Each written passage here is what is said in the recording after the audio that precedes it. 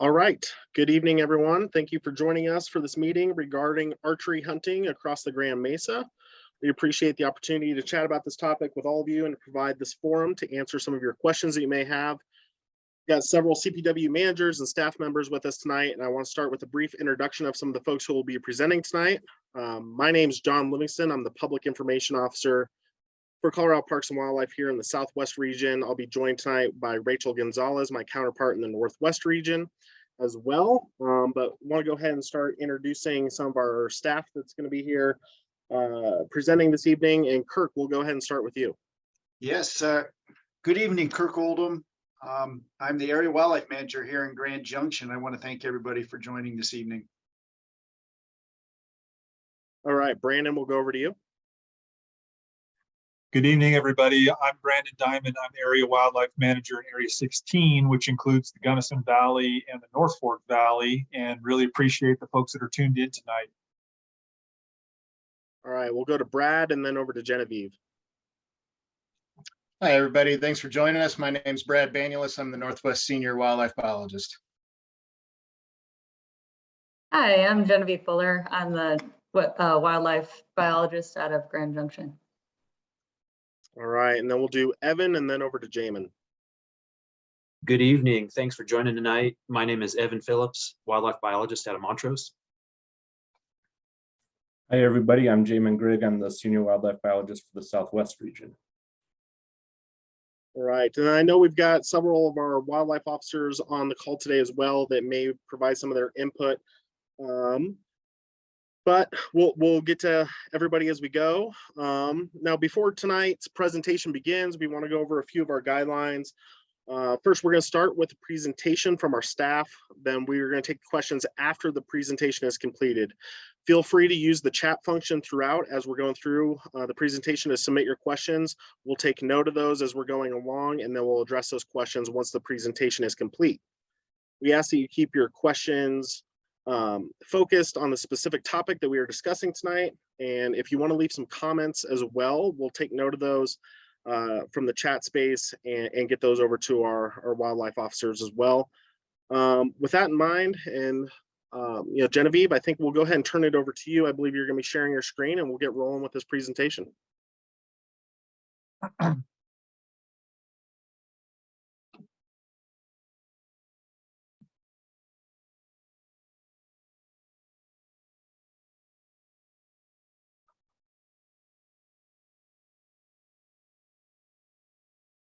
John, looks like we have somebody asking for admission in the waiting room. Got it. Can everybody hear me all right? Okay. So this is Brandon Diamond again, and thanks again for participating this evening. I'm going to start the presentation off with just a little bit of background. There's several of us that will be presenting some of these slides, just to keep it a little bit diverse and give credit where credit is due. But tonight, as you're all probably aware, we're talking about the Grand Mesa Elk Herd, which we refer to as E14.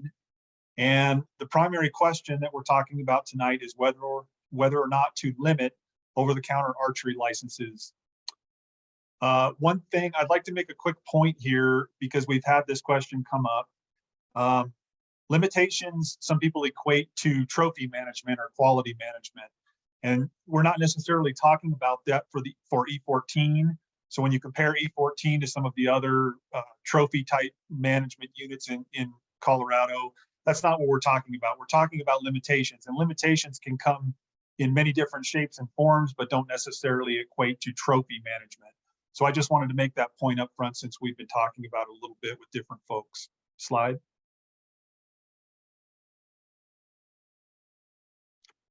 So some background on this geographic area. We refer to it as E14, and it's what we call a data analysis unit, or DAU. This particular DAU is a large geographic area, and it actually consists of 6 game management units. So units 41, 42, 52, 411, 421, and 521. It's an interesting data analysis unit because it's shared. We share management jurisdiction, so to speak, between the Southwest and the Northwest regions. So for management purposes, the south half of the Grand Mesa is managed generally out of the Gunnison office in Area 16, and the north half of the Grand Mesa is managed out of the Area 7 office in Grand Junction. So we share management over this DAU in terms of elk, and that is why we are all on the conference call tonight, because we're collaboratively looking towards the future of this data analysis unit. Traditionally, E14 has been managed for what we would consider more maximum hunting opportunity. Most of that comes in the form of over-the-counter archery and second and third rifle licenses. But also over time, we have been fairly liberal with our cow licenses in relation to our herd management plan. Slide. And so how did we get here? This conversation really started in Game Management Unit 521.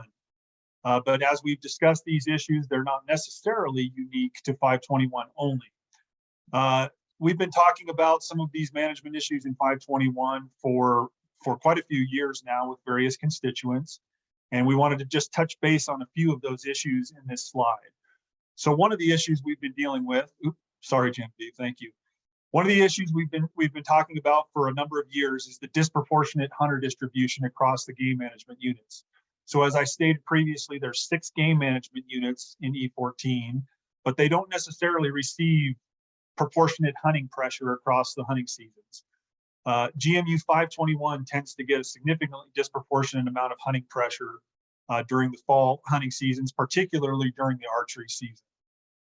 And hunter crowding and that disproportionate level of hunting pressure has been a topic of conversation in GMU 521 for quite a few years now. Some of the issues associated with that crowding and that hunting pressure is reduced hunter satisfaction, and we hear that from folks that feel crowded, folks that are disappointed with the number of animals they see.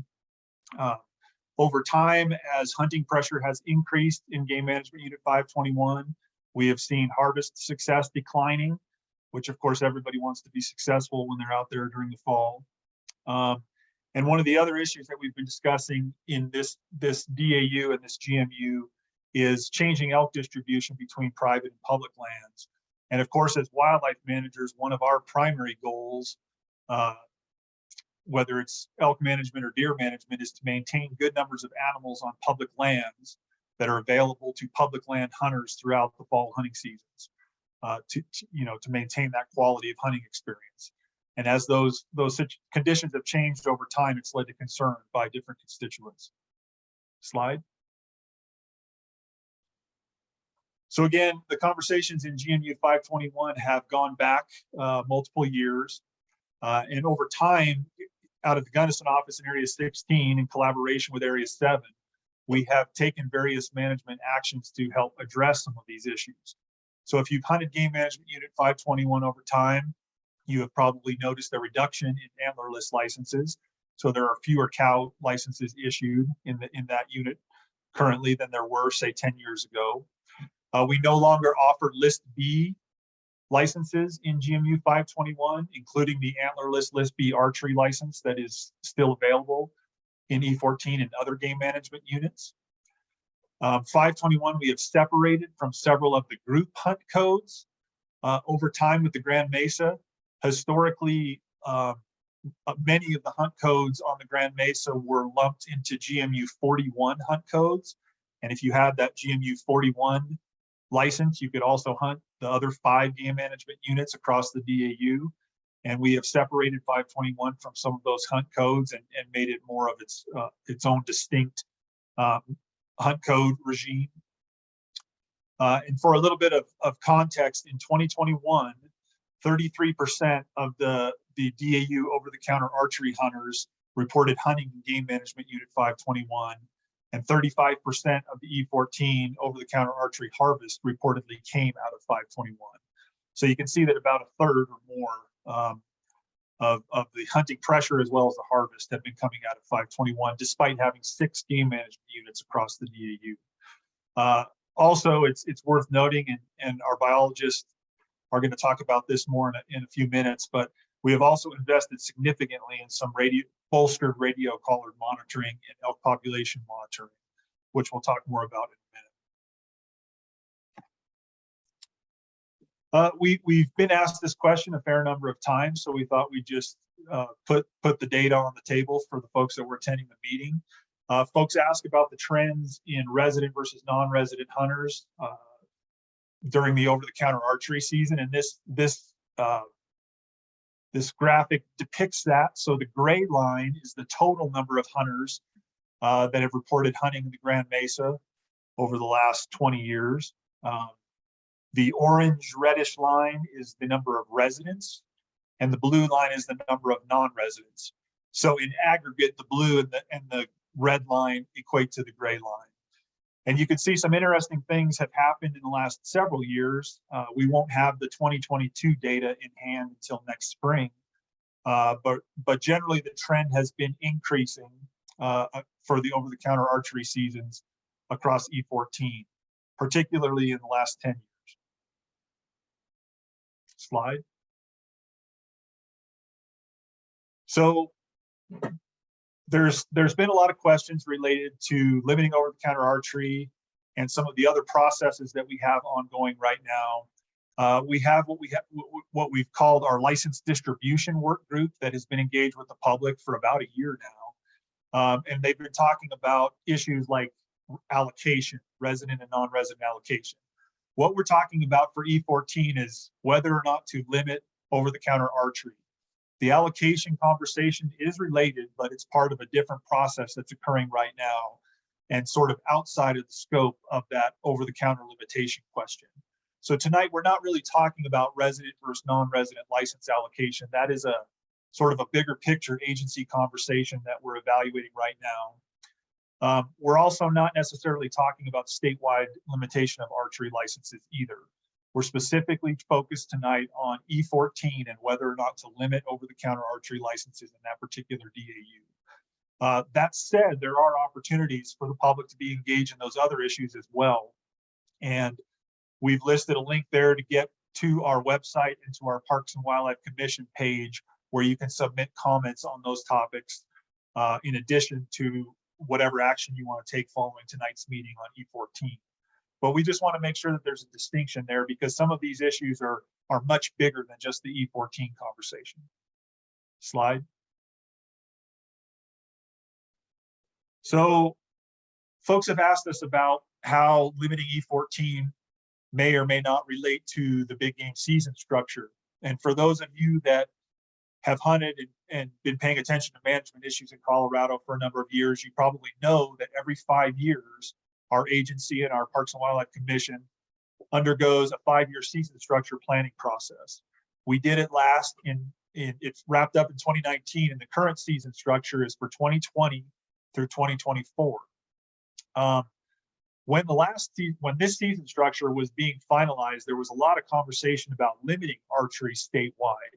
And our commission chose not to do that, but when they finalized the 5-year season structure policy, and I have the text here highlighted in this slide, what they did was they left the door open to discuss limitations on more localized geographic bases.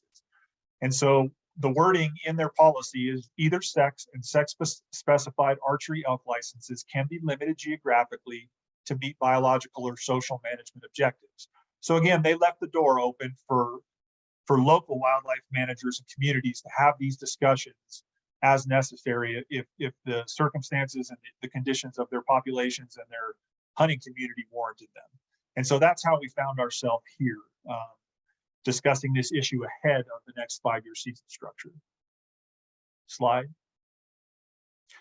And to just wrap up my portion of the conversation here for a little bit more background, these are the maps from our big game hunting brochure. And this first one is a depiction of where over-the-counter archery either sex licenses are currently valid. So all of the units that are shaded in gray and green are units where you can use over-the-counter archery licenses. The two batches of green GMUs in the northwest part of the state are unique and interesting because in those units, over-the-counter licenses are totally limited. However, you can use an over-the-counter license on private lands only in those game management units. Slide. And this is the map of where antlerless over-the-counter archery licenses are valid. So the units that are shaded in brown there, you may still use an over-the-counter antlerless archery license in those units.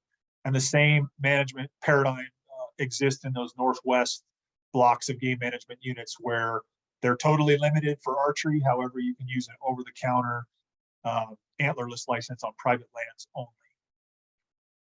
Slide. So now I think Genevieve is going to take over, providing you with a little bit more data on the E14 elk herd. All righty. So yeah, I just wanted to provide a little bit more background on the E14 population. So this is our post-hunt population estimates from 1986 to present. You can see it's been both high and low at different periods of time. We did decrease the population intentionally for a little while there. You can see in green, those are our population objectives. That's between 1,500 elk and 1,900 elk. Or 19,000 elk, I'm sorry, 15,000 elk and 19,000 elk is where we were shooting for our population estimates to be in.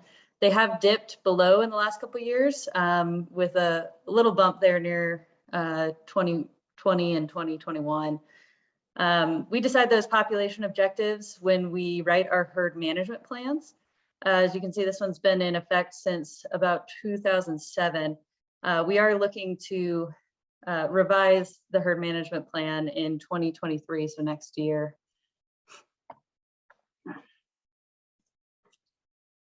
Wanted to show you a graph of our calf-cow ratios. This is important, just looking at how many calves per cow, per 100 cows we're seeing each year. So that again has been up and down throughout the years. We did have kind of a crazy spike this last year, which we saw in some other elk herds throughout the state. But again, this has been up and down as well. So this is overall our OTC archery hunters and harvests. So that blue line there is the number of hunters we have seen over essentially from 2002 until the present.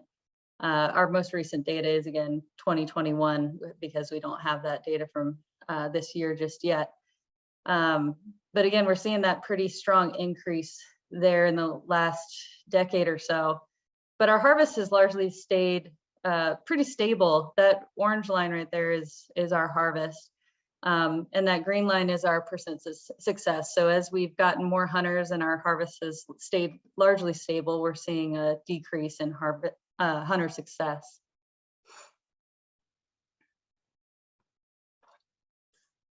Specifically, we wanted to look at how this breaks down by GMU. As Brandon mentioned, 521 has seen a pretty large number of archery hunters, especially in recent years. And so this is broken down by GMU. The way we collect this data, if you did hunt in 521 and 411, it is recorded as one hunter in each. But essentially this gives us an idea of how hunters have been participating in these GMUs, specifically how much pressure we're seeing in each of them. So those top 3 GMUs kind of separate themselves out. That's GMU 521, 42, and 421. Those are the ones that are seeing the most hunter pressure during archery season. And again, this is specific to either sex OTC archery. But these GMUs are of different sizes. So we've broken it down by square miles in each GMU. And then square miles of summer range in GMU, that is where OTC archery hunters are going to be looking for elk, is in that summer range. And so you can see here we've been able to get at hunter density in both the summer ranges and in overall, taking into account that square mileages in each of those GMUs. So for those archers per square mile in the summer range, we see that 41, 42, and 421 are pretty high hunter densities. But overall, we're seeing pretty high densities in 521 and 421. So the issue is with hunter density and archer hunter density is not strictly a 521 issue. And certainly it lets us get an idea of what might happen if just 521 is limited versus the whole DAU, where those hunters might go. We've gotten a lot of questions on why we might not be also considering limiting over-the-counter rifle seasons. So you can see this is the number of hunters that we've seen in OTC archery versus the rifle season. So blue there is second rifle and green there is third rifle. Again, these are all just over-the-counter licenses. And they've been largely stable for the last several years. They haven't had the same kind of spike that we're seeing with OTC archery. As you can see, the OTC archery is in that gold yellow color, and it's a much stronger increase than we're seeing in those OTC rifle seasons.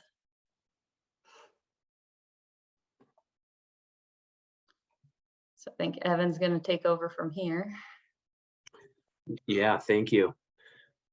So for those that are joining tonight, you're probably aware that every year after the hunting seasons end and throughout the winter, Parks and Wildlife conducts a survey of a pretty large sample of hunters. And this survey is intended to estimate the number of animals that are harvested of each species and in every area across the state. And for a number of years, the questions are just kind of a standard handful of questions, getting at the basics of what unit each hunter hunted in, whether they harvested or not, as well as a few questions in there as far as whether hunters are crowded by other hunters and whether hunters are satisfied overall. But this year, or this past year in 2021, we added another 5 questions that we're calling the opt-in hunter attitude survey questions. And these questions are available to those that respond to the big game harvest survey questions. And of those that answered the big game harvest survey questions, approximately 89% of them also answered these opt-in questions. And these opt-in questions deal with a variety of topics listed here, how people are satisfied with the total number of elk that they see while they're out hunting, the total number of bulls that they see while they're out hunting, a question about whether they would like to hunt more often and potentially see less mature animals while they're out there versus hunting less often and potentially seeing more mature bulls out there while they're hunting. Another question about what people would like the elk population to be over the next 10 years. And it was, as well as with the increase in non-hunting recreation and other forms of recreation, if hunters are feeling crowded by other recreationists or non-hunters. And so I'll go over the results and the summary of the results specific to the Grand Mesa and also specific to over-the-counter archery hunters on the Grand Mesa. So the next few slides will be specific to the archery hunters on the Grand Mesa. Slide, please. So this graph represents how folks responded to the question of how satisfied or dissatisfied they were with the total number of elk that they saw during the 2021 archery elk season. And as you can see, the top line there, the purple line is very dissatisfied.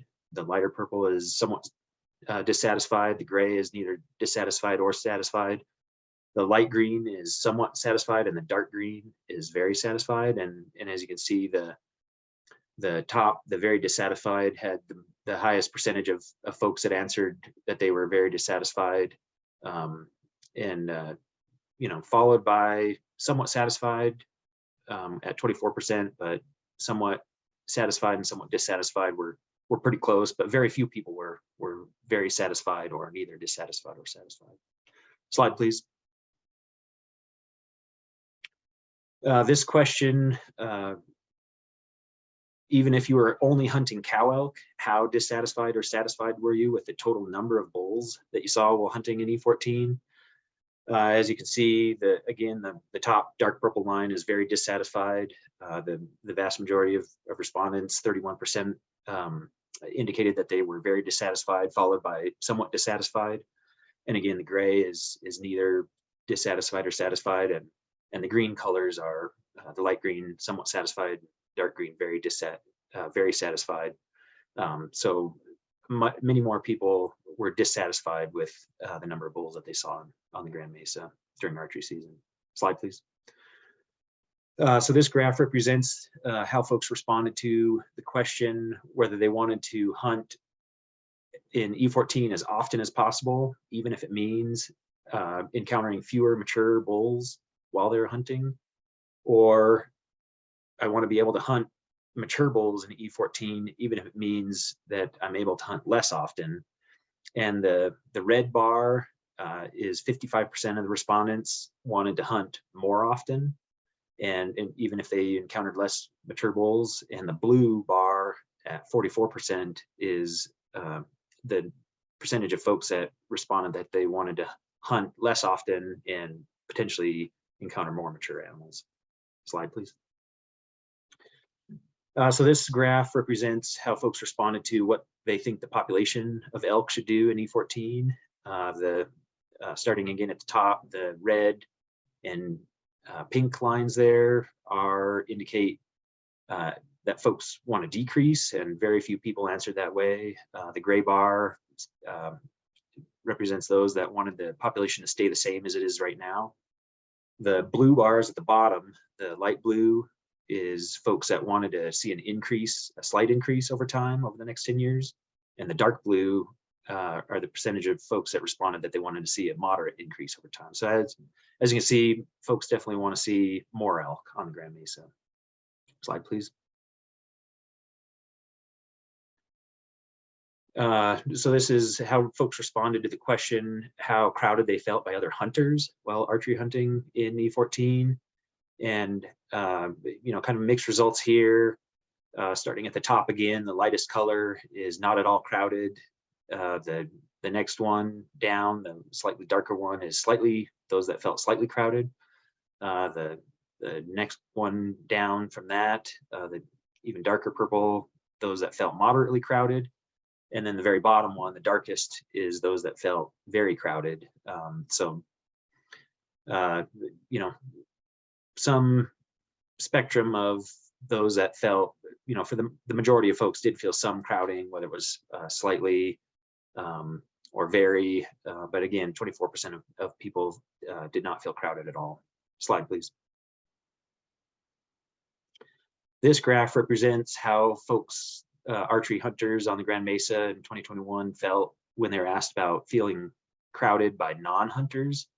So other recreationists, including hikers, bikers, cross-country skiers, and anybody else that would be up there while they're elk hunting. And the vast majority, 58%, said that they were not at all crowded, and very few people indicated that they did feel crowded by non-hunters. Slide, please. This slide represents how folks answered when asked how dissatisfied or satisfied they were with their overall hunting experience. And starting at the top, the purple is very dissatisfied. The lighter purple is somewhat dissatisfied. The gray is neither dissatisfied or satisfied. The green color, the lighter green, somewhat satisfied, and the dark green, very satisfied. For the most part, you can see that overall, the majority of folks were feeling satisfied, or most folks answered somewhat satisfied. Slide, please. So as Brandon mentioned earlier in the presentation, a lot of the issues that we've seen with elk distribution and crowding and some of the other things that we've seen, we definitely started seeing these in GMU 521 to begin with.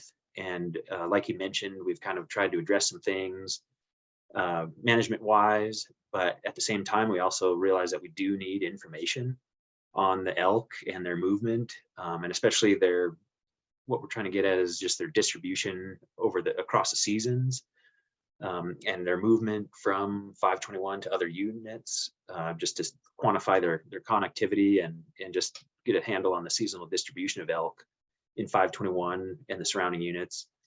So we designed and put together this project to collar elk and document their movement with GPS collars. And so over the course of the study, we're going to collar 35 adult bull elk and 35 adult cow elk in unit 521. And these are GPS transmitters. This project we did initiate already in the winter, this previous winter. So we started capturing in January of 2022 this year. And we will continue through this next winter of 2022 and 2023. So far over this winter and a little bit this summer, we've already collared 37 elk in 521. So we're starting to collect some pretty interesting and important information from the elk we've collared in unit 521. Slide, please. But again, we're seeing these issues, and we have this interest and need for data across the whole Grand Mesa, and so we were able to get some additional funds. And this winter, we're also going to deploy 50 additional cow collars in the remaining 5 GMUs of the DAU on the Grand Mesa, starting this winter as well. And these collars will be set up very similar to the ones we have and are already putting out in Unit 521, just so we can have consistent data collection. So yeah, we'll be collecting some more good information on elk movement and distribution across the whole Grand Mesa. Slide, please. And so, like Brandon and Genevieve mentioned already, we've been collecting some comments through the scoping survey, and it's still open. So if you guys want to jump on or tell other folks to jump on and take the survey, it's just takes a few minutes. We have 318 responses to date, and there's a QR code here that you can use to access this. There's also the address down there at the bottom of the screen as well. So with that, I think that'll conclude what we have for information with our presentation. And at this point, I think we'll go and open it up for questions. So John, I'll kick it back to you to explain the process for the question and answer session here. Yeah, thanks, Evan, Genevieve, and Brandon for the presentation. We appreciate that information. A few folks joined us during the presentation, so we'll just go over kind of the guidelines for the Q&A section here one more time. Go ahead and submit your questions via the chat. You can also submit comments. We may not address all the comments as much as the questions, but we will take note of those comments and make sure they are reviewed by all the managers that we have on here today. But if you want to go ahead and type in your questions, just make sure you're keeping on topic, specific to tonight's discussion, and we will address those questions. There may be a little bit of internet lag for some folks. So as you're typing in those questions, we can take a couple minutes here to wait and see as those trickle in, and then we'll make sure we're relaying those questions that you do have to the appropriate person to respond to those. So with that, yeah, folks have any questions, go ahead and start typing them in there.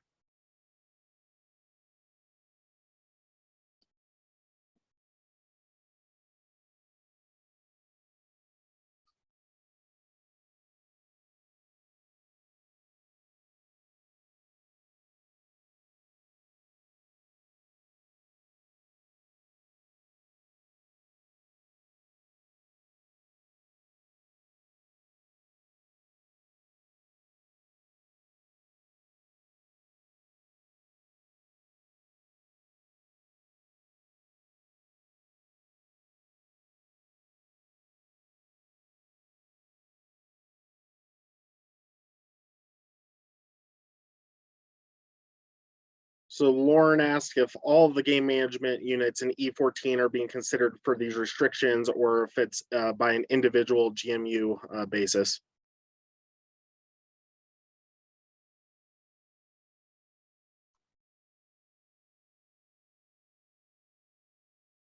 Lauren, this is Brandon.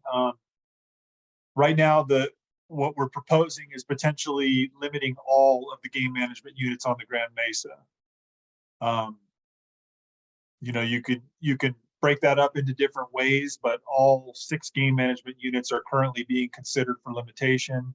And the reason for that is mostly because this geographic area E14 has always been managed as a data analysis unit. And what that really means is that we're trying to delineate a geographic area where a elk herd spends its annual activity and life cycle.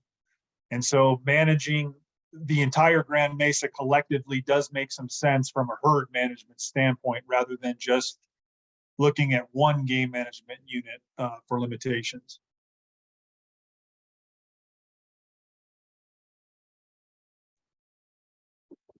I think I can answer another question.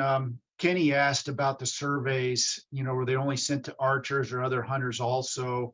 And Kenny, I believe what you're referencing is the graphs with the opt-in data. And the data that you saw in the graphs was specific to archery season. But to answer your question, every hunter that participated in E14, whether it be an archer, whether it be muzzleloader, or whether it be rifle hunter, did have an opportunity to respond.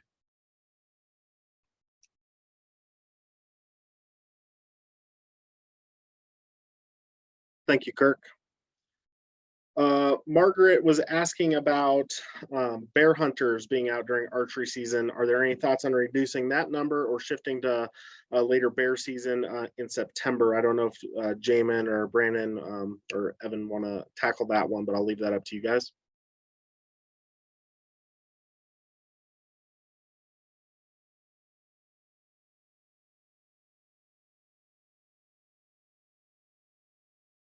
Well, I'll start with it. Okay. So to answer that question, or start to answer that question about bear management, one of the realities that we face is that some of the highest bear harvest success rates occur during the month of September for the rifle hunters, but also for muzzleloader and archery. And so September is the month and the time frame where we can maximize our bear harvest to help achieve our management objectives. And I'll let Jamin or Brad or Kirk or whoever add to that. Yeah, I think Brandon, I think you said it right. I mean, just like we're trying to meet management objectives with elk, we're also trying to meet management objectives with bears, and really that most of that harvest does come all out of the September season. And even at that, most of our harvest comes within the first couple of weeks of that September season, largely in the rifle and archery muzzleloader seasons. So there are a lot of hunters out there, but at the same time, we've also had those licenses are available as list B. So kind of in order to provide that opportunity to have a like license, and so archery hunters can also be carrying a bear tag at the same time.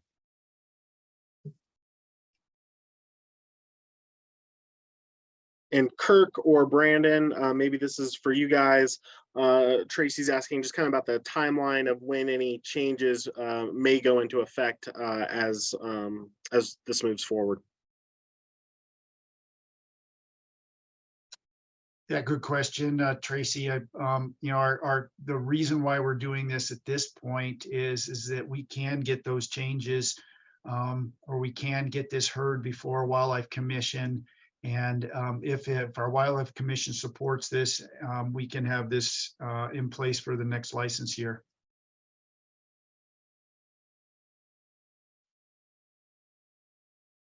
Thanks, Kirk.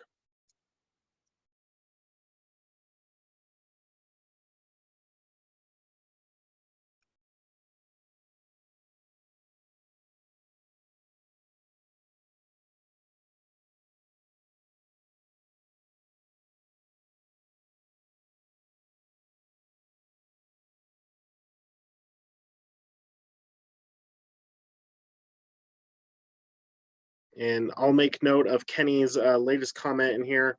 I'm not sure if Kirk or anybody can see that in the chat and want to address that, but I'll make note of that comment in our document where we'll be tracking some of the comments in here. So yeah, I'll just make a note of that too. I mean, in regards to the start of season dates. That is part of our big game season structure. So that can be up for discussion as far as start dates, but that wouldn't be until we start our next big game season structure in 2 years. Well, and really actually the public process of that will probably start up this next year. Yeah, that's what I was going to add to that, Brad. When the next season structure planning process begins, the public will have ample opportunity to submit comments and suggestions. So just keep tuned in on that. It'll probably start sometime in the next 6 months to a year. I see a couple of questions in there still relating to, to some of our allocations. So non-resident, are we looking at non-resident participation? And just a reminder that we are going through that process with allocation, and there is in the chat function and a link for how you can comment on allocation. That would be, how we parse out residents versus non-residents.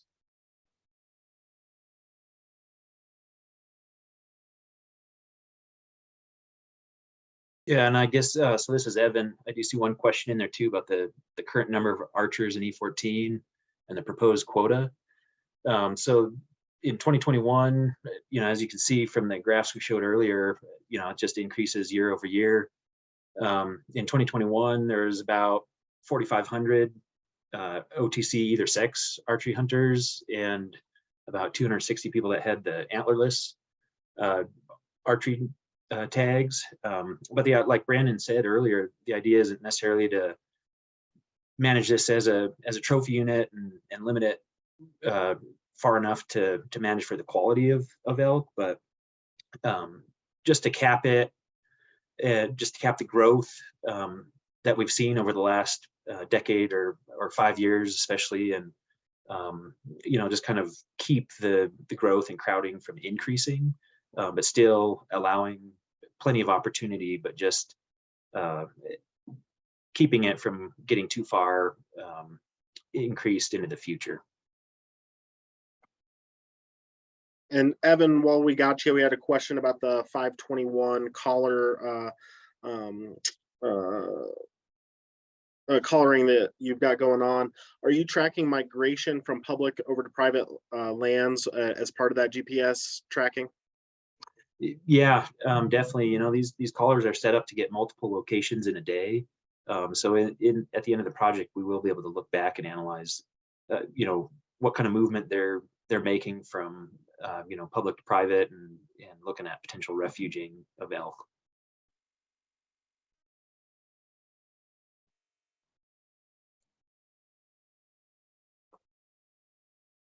John, could I go back to Lauren Williams' question about the proposed quota? Yeah, absolutely, Brandon. I just wanted to add to what Evan summed it up nicely, but I did want to add that if you're not familiar with our license setting process, we take that on in earnest starting about, for the areas, typically the month of March is extremely busy, and the months of February and March. So next late winter, early spring, we'll be discussing license quotas for not just the Grand Mesa, but for all of the game management units and DAUs that we cover. And so a lot of those conversations have yet to be had. Right now, we're just, determining whether or not to limit over-the-counter archery licenses in E14. And if that happens, there's going to be a significant amount of conversation about how we're going to partition licenses across E14 and what the total license quotas will be. So there's a lot of conversation yet to come, and I think all of us would be happy to discuss some of those issues more with folks if you're interested. You can give our offices a call, hit your district wildlife managers up, whatever you would like to do. But there's a lot more discussion on that yet to come, but it'll be a major topic of conversation if our commission approves this issue paper and this change in regulation. And a question from Margaret. I know Genevieve was presenting on this, and all of our bios can probably join in on this conversation, but why is the elk population kind of below that target over the last 5 years? If we can maybe dive into some all the conditions that may lead to that.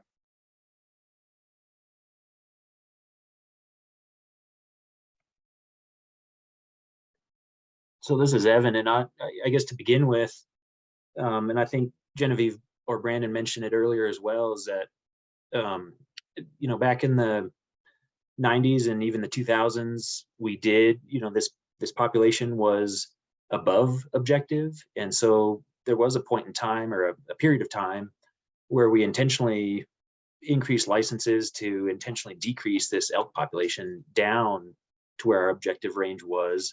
And the reason that we're under objective the last few years is, just kind of an artifact that we probably just overshot where we wanted to be, and maybe just went a little too far with pushing this elk population down. And now we realize as an agency, and are getting a lot of comments from the public, that the elk population is lower than what folks really want to see. So now we're changing course.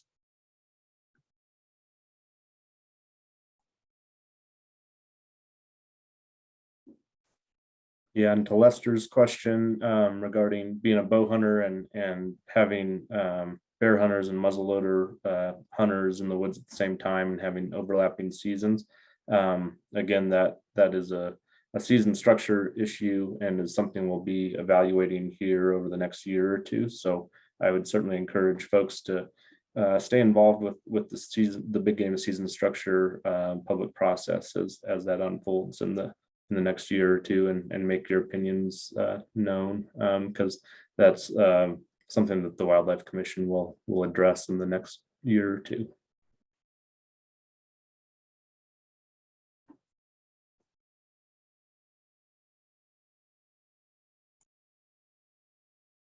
All right, and then Kenny's in the chat. He's asking about cow and calf survival rates. Are they holding their own, or has there been a spike up or down in recent years?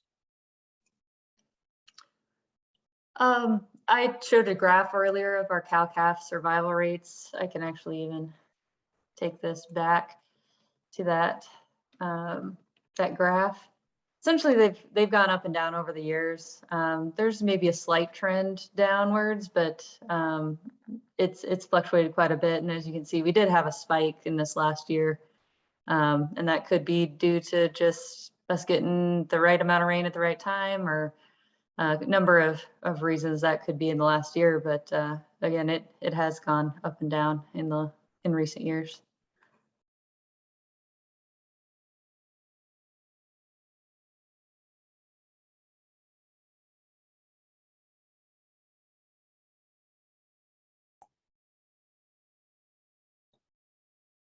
Yeah, and to Kenny's second point there about the Southwest generally struggling with calf survival, and Genevieve mentioned it there, but oftentimes our calf ratios are driven largely by precipitation, annual precipitation, as well as the time of year when we get that precipitation. So on good precipitation years, we tend to see increased calf survival.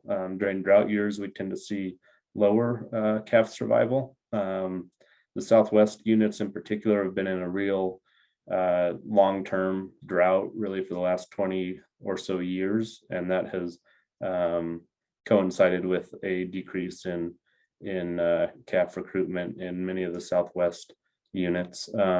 We did see the same spike that's shown in E14 there this last year. We saw that in a lot of the Southwest units across the board, just because we did have a good moisture year. So that's a huge part of it. There's certainly a number of factors that go into calf survival, but annual moisture and getting moisture at the right time of year is a huge part of it.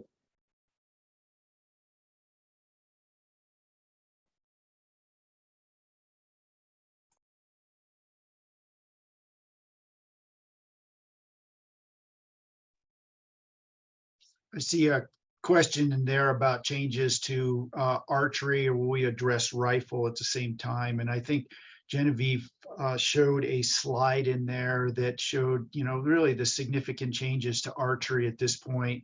And that, yeah, there we go. And that the second, third rifle hunters or rifle seasons have largely either been stable or, we've actually had a few years where we've seen declines. So at this point, we're not looking at second rifle or third rifle, just looking at archery.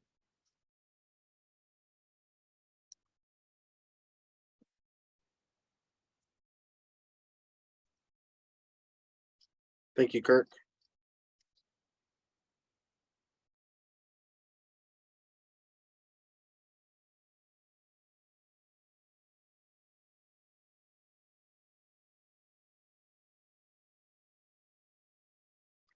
So Lauren asked, have any seasonal closures for non-hunting recreation been proposed, or at least limiting motorized travel?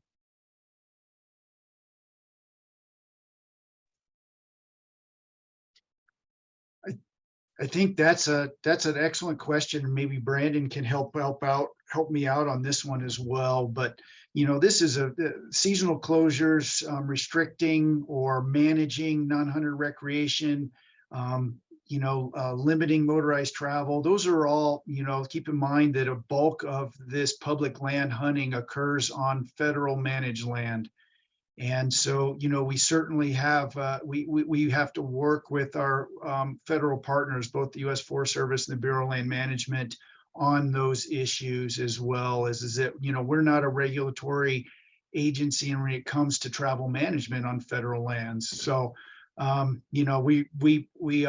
engaged with those agencies, and we can certainly provide input on seasonal closures. We do have examples of where seasonal closures are in place for, use on some of the flanks of the Grand Mesa,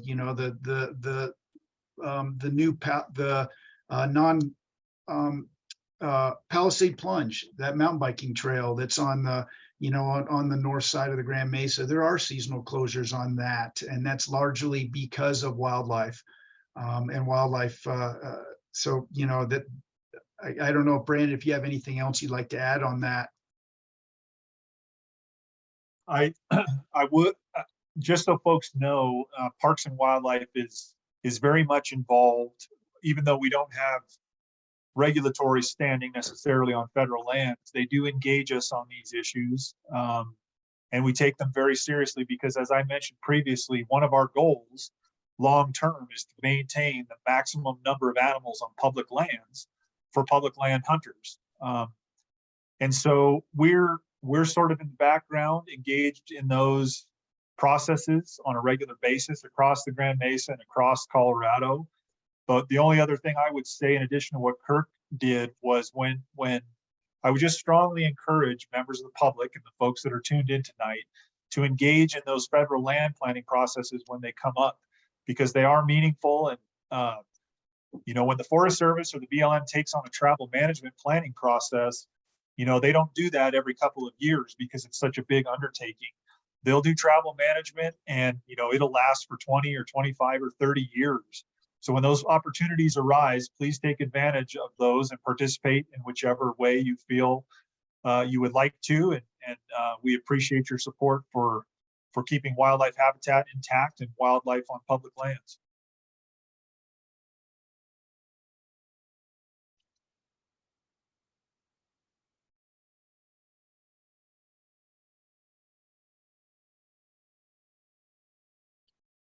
Kenny asked another question about, the correlation between success rates and hunter participation. I don't know, Damon, Brad, Rachel, I'm not, Evan, do you want to answer that, or? Sure, this is Evan. Genevieve, did you have a slide in there that did show kind of the harvest and how the success rate goes down? And so it does kind of show this correlation where, the number of hunters participating goes up, the success goes down, but yeah, that orange line down there at the bottom is the harvest. So you could tell that the harvest is relatively stable over time. So yeah, I think this graph kind of helps answer that question. Genevieve, do you have anything else to add to that?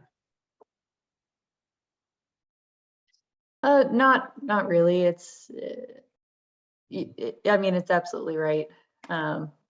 As we get those more hunters on the landscape, we do see pretty steady harvests and lower success rates.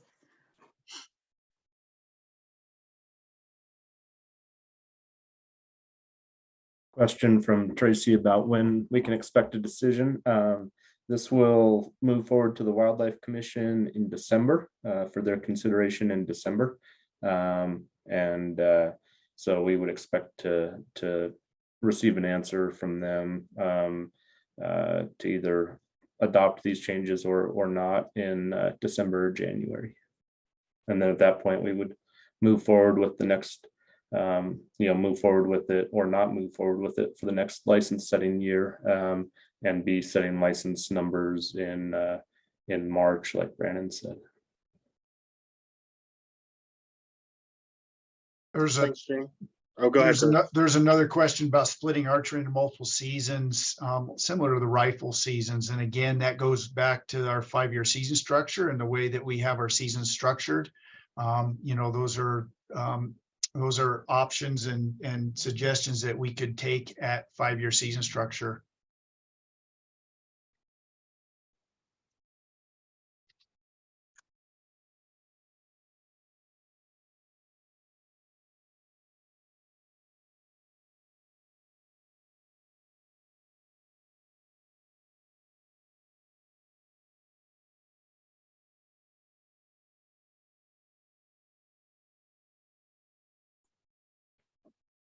Lauren, that's correct. These changes would go into effect for the 2023 season if they're adopted by the commission.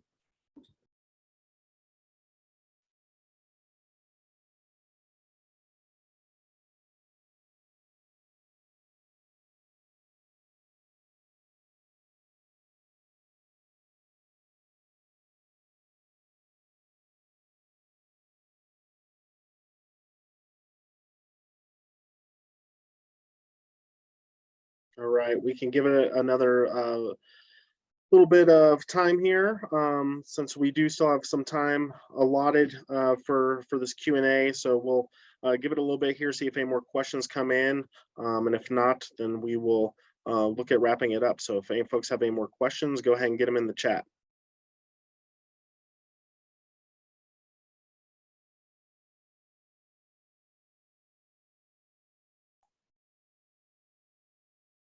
To Lester's question there regarding other states offering OTC archery licenses, anybody else feel free to jump in.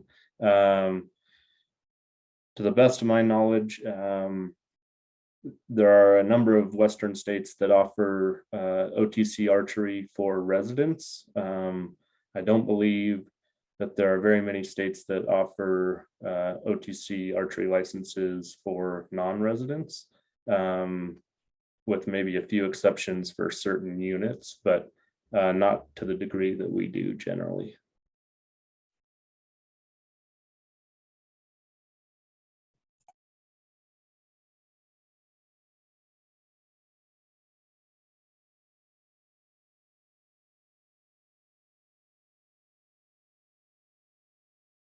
Looks like Kenny asked about the attendance at the previous meeting, and for folks that weren't at the last meeting, we did this intentionally.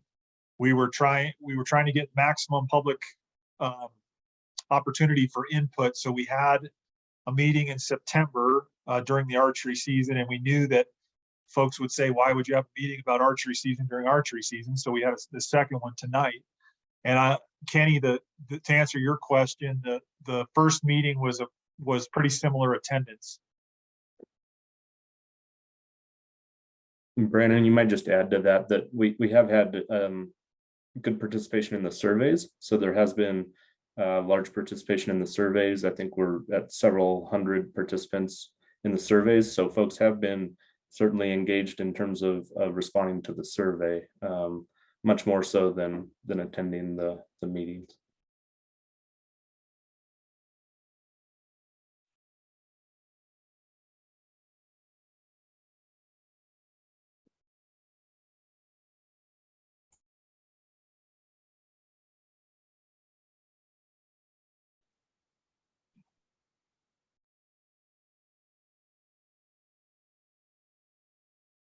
Maybe a question for Evan, but if an animal is harvested that has a collar, what do folks do with those?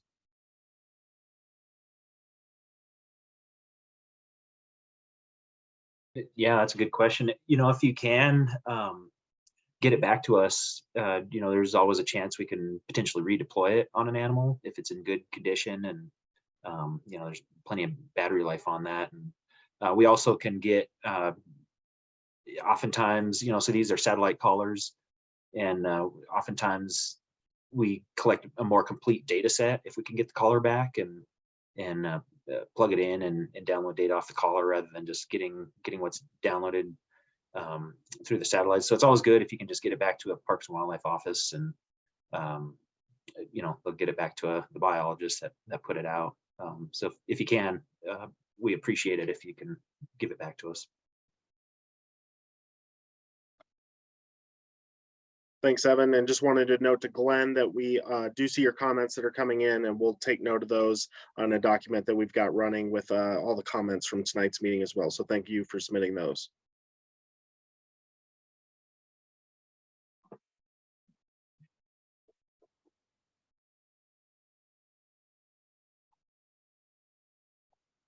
And Tracy, this was the second of two of these public meetings regarding this.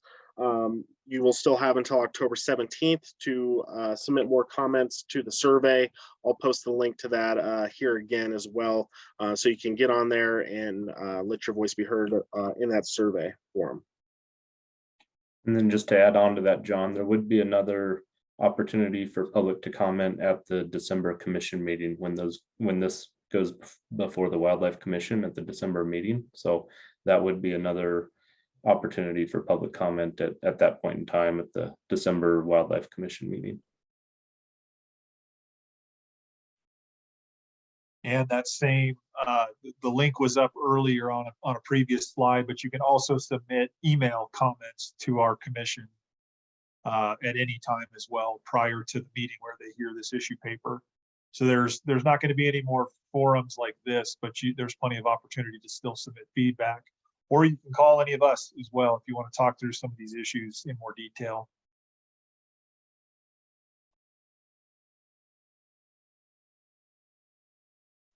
And as far as what Brandon just spoke about, it would be the Gunnison office or the Grand Junction office here.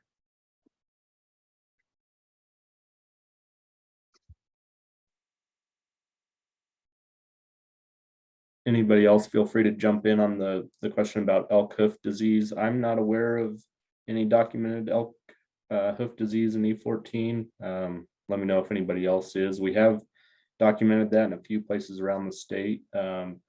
Seems to be mostly a fairly minor issue in Colorado. I think some other states have seen more of it than we have. But anybody please correct me if we have documented elk hoof disease in E14. No, I think that's accurate. I haven't seen any documentation of it either. No, I think we tend to have more issues where you'll see kind of what looks like a slipper foot, but it's actually more mineral related, or in deer, it can also be related to hemorrhagic diseases, but we haven't seen anything like they've seen in the Pacific Northwest.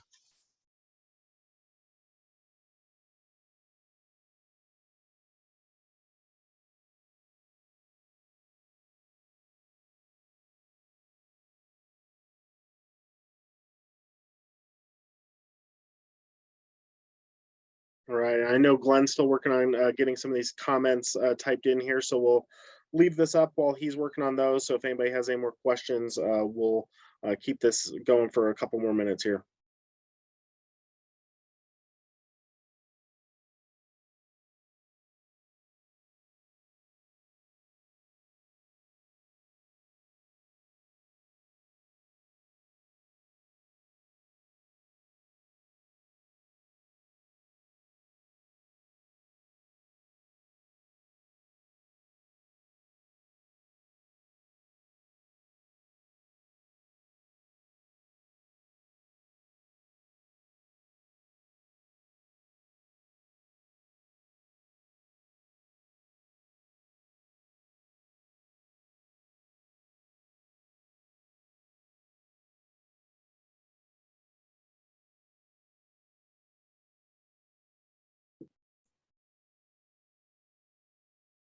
And while we're waiting for any additional questions or comments, just, yeah, thank you all again for joining and being involved. We really appreciate your engagement and your interest in this.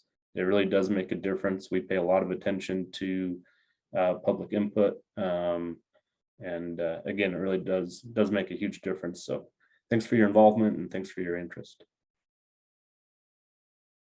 All right, yeah, and with that, Jamin, it looks like everybody's wrapped up. It looks like Glenn's finished up with his comments. So like I said, for everybody who left comments, we've made note of those tonight.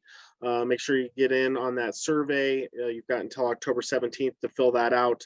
The more responses we can get to that, the more it informs our decision making. So we appreciate everybody. And with that, we'll say goodnight and look forward to chatting with everybody another time later. Thanks.